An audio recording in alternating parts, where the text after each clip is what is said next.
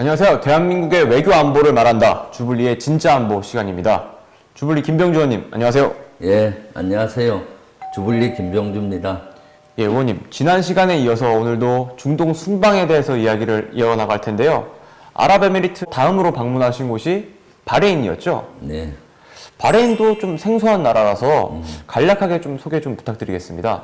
네, 바레인은 아랍어로 두 개의 바다라는 의미를 가지고 있습니다. 일반 바다는 그 소금물이 있는 바다잖아요. 그런데 바레인 근해에 해양 심층수가 나옵니다.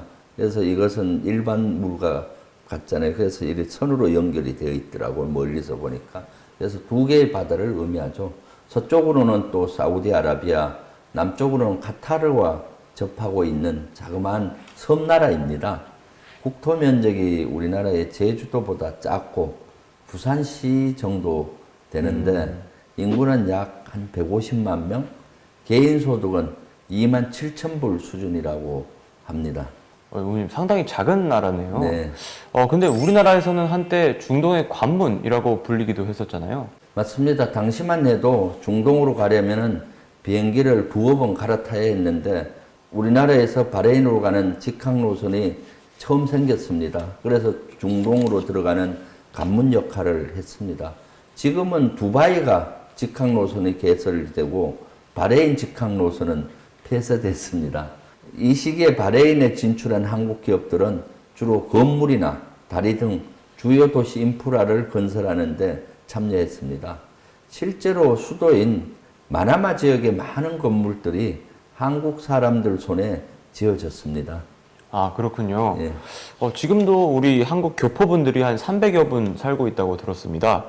70년대 수교 이후부터 양국 간에 활발한 교류가 있어 왔던 것인데요. 의회 차원에서도 좀 직접적인 교류가 있었나요? 한국 국회의장이 직접 바레인을 찾은 것은 이번이 최초였습니다. 하마드 국왕과 왕세자 등을 비롯한 권력 실세들을 만나서 여러 가지 외교, 경제적 사안에 대해서 논의할 수 있는 기회를 가질 수 있었습니다. 바레인도 정치적으로 봤을 때 국왕의 입김이 좀 센 나라이죠? 바레인은 왕과 내각이 동시에 존재하는 입헌군주제 국가입니다. 상원의원 20명은 왕이 직접 임명을 하고 하원 20명은 국민 직선제로 선출하는 시스템입니다. 이번 순방에선 하마드 국왕을 비롯해 다수의 상하원 의원을 만나서 인맥을 다질 수 있었습니다. 그럼 이번 순방에서 누구와 또 어떤 논의가 이루어졌는지 구체적으로 살펴볼까요? 가장 먼저 바레인 수도 마나마에서 바레인 상하원 의원들과 연쇄회담을 했습니다. 이 자리에선 국산 태양광 기술을 공유하는 것, 또 바레인하고 사우디 간 연육교 건설 등과 같은 프로젝트에 한국 기업이 참여할 수 있는 방안들을 논의했습니다. 특히 경전철 사업이나 국영석유회사의 에너지 플랜트 사업 같이 기존에 협력해 오던 분야에 대해서는 더 공고히 협력하기로 했죠. 또 보건의료나 방산, 금융 등 새로운 분야에 있어서도 협력할 수 있는 방안을 논의했습니다.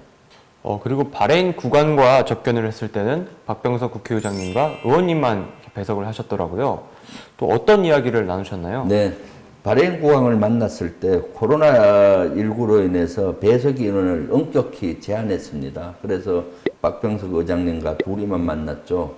제가 바레인 의원 친선협회 부회장이다 보니 국회의원 중에 제가 배석했습니다. 제가 사성장군 군 출신이잖아요. 그래서 이러한 것들을 소개하면서 얘기를 하니까 굉장히 호감을 보였습니다. 예, 그러셨군요. 또 어떤 이야기를 좀 나누셨나요? 바레인 하마드 국왕은 우리나라 기업에 상당히 호의적이었습니다. 우리의 미래는 한국에 있다. K방역은 세계의 모델이라 하면서 극찬을 하더라고요. 그리고 그 당시 국왕도 마스크를 썼는데 그 마스크를 가리키면서 이것은 한국산이다. 그리고 성능이 아주 좋다라고 자랑을 했습니다. 그리고 본인이 한국 역사 드라마를 즐겨본다고 강조했습니다. 그러면서 한국 기업이 건설한 인프라들이 40년이 지났어도 새 것과 같이 아주 잘 유지된다고 극찬을 아끼지 않았는데요.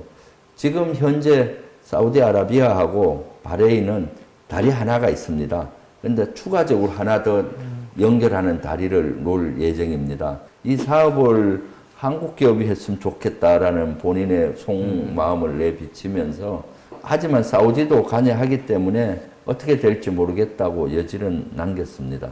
그 수주액이 자그마치 약 5조 원 정도 됩니다. 이것이 수주가 만약에 한국이 된다면은 우리 경제에 많은 도움이 되겠죠. 정말 큰 기회가 될 수도 있겠네요.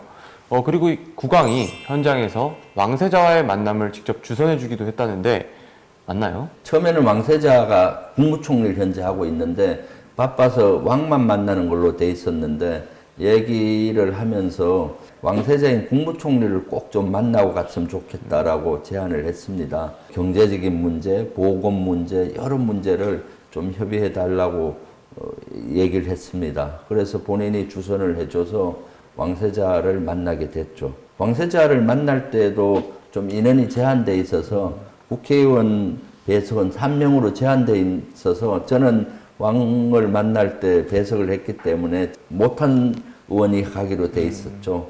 그런데 저녁에 연락이 왔어요.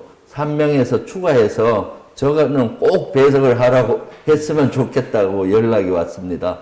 아마 왕이 되게 저를 좋게 본 것 같더라고요. 그래서 왕세자를 만났을 때도 제가 배석을 해서 그 현장에서 같이 논의를 했었죠. 의원님께서 아무래도 예비역 사성 장군이시기도 하고 또 바레인회 친선협회 부회장직을 맡고 계시도 하니까 특별히 아마 지목을 했던 모양이네요. 그 왕세자와는 어떤 이야기가 좀 주로 오갔나요? 네, 왕세자 역시 한국에 대한 애정이 무척 깊었습니다. 코로나 상황이 끝나고 가장 먼저 방문하고 싶은 나라가 한국이라고 강조했습니다. 2012년에 한국을 방문한 적이 있어서 우리나라에 대한 이해도가 더 높았던 것 같고 앞으로 다양한 분야에서 바레인과 협력해 나갈 수 있을 것 같은 느낌을 받았고 그런 논의를 많이 했었죠. 그리고 현장에서 특별히 중요하게 오간 이야기가 있나요? 우리 측에서 적층형 태양광 기술, 그러니까 똑같은 면적에서 2배 이상 태양광 발전을 할 수 있는 기술을 바레인 내에서도 활용할 수 있는 길이 열렸으면 좋겠다고 제안을 했었죠.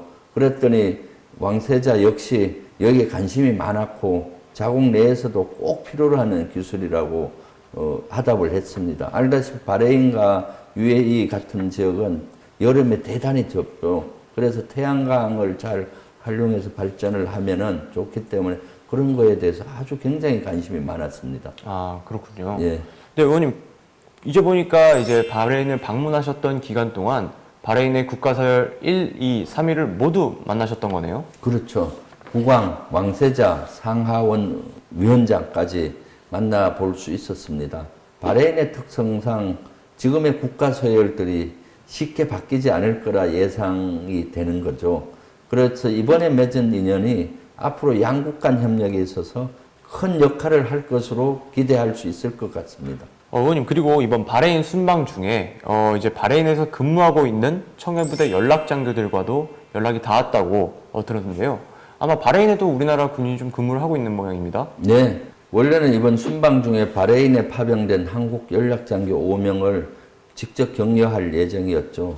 그런데 코로나19로 인해 외출 외박이 통제되었습니다. 그러다 보니까 우리 한국군 연락장교 5명도 밖으로 나올 수가 없었죠. 그래서 박병석 의장님하고 저희 의원들이 화상 통화를 통해서 안부를 전하고 여러 가지 격려 메시지를 전했죠. 그것이 다소 좀 아쉬운 점이었지만은 그래도 화상으로 대할 수 있어서 좋았습니다.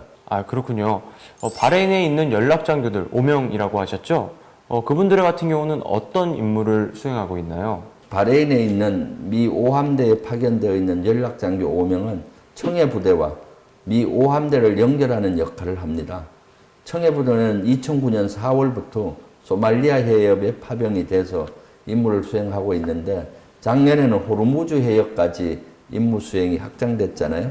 그런데 청해부대는 단독 임무를 하는 것이 아니라 바레인에 있는 미국 5함대의 산하기관인 연합해군사령부 및 국제해양안보구상이라는 조직과 연락을 주고받으면서 연합작전을 펼치고 있습니다. 함정 한 척으로 임무 수행은 제한되죠. 그죠. 그래서 우리 나가 있는 청해부대 함정은 중동에 담당하고 있는 미국 5함대와 서로 연락을 주고받고 협력하고 임무 수행을 하고 있는 것이죠. 이때 바레인에 파병되어 있는 5명의 연락 장교가 양국 간의 소통을 담당하는 역할이라고 보면 됩니다. 최근에 청해부대 하면은 이란에 우리나라 선박이 억류됐을 때가 있었잖아요. 그때 이제 현지로 가장 먼저 출동을 해서 우리나라 국민들을 안심시켜주기도 했습니다. 현지에서 정말 고생이 많겠네요. 예, 청해부대의 임무는 막중하죠.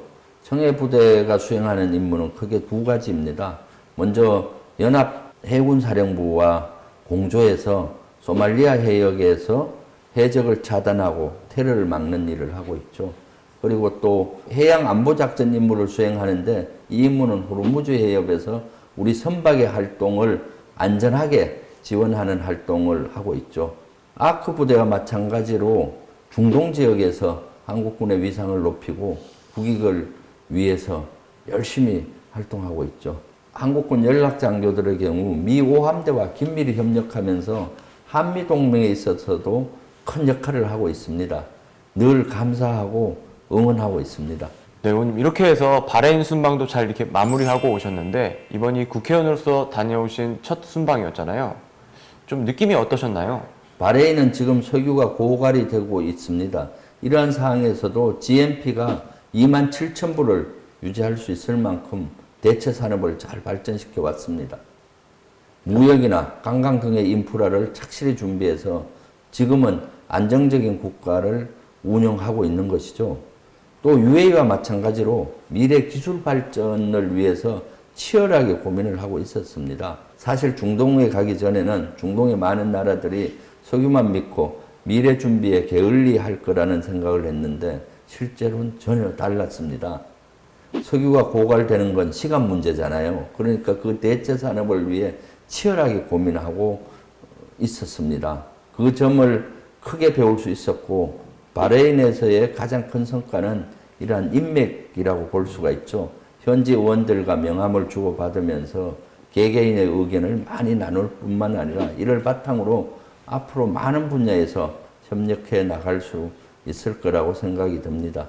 의원님 이번에 중동을 다녀오셨잖아요. 또 앞으로 계획된 의원외교 활동도 있으신가요? 사실 1월 중에 한미동맹을 위해 여야 의원 4분이 미국을 저 포함해서 가기로 돼 있었습니다. 그런데 코로나가 미국에 극심하고 바이든 정부가 들어서면서 아직 체계가 잘 잡히지 않아서 연기가 됐죠. 하루빨리 미국 순방을 가서 한미동맹을 좀 강화하면서 남북 문제에 대한 어떤 평화의 물꼬도 털 수 있는 그런 기회를 가지고 싶습니다. 하루빨리 그런 의원외교 활동이 좀 이제 많이 진행이 됐으면 좋겠습니다. 네, 이렇게 해서 중동 순방의 의미와 성과를 의원님과 함께 짚어봤습니다. 주불리의 진짜 안보는 여기까지고요. 중동 외교도 주불리와 함께 구독, 좋아요, 알림 설정으로 응원해 주세요.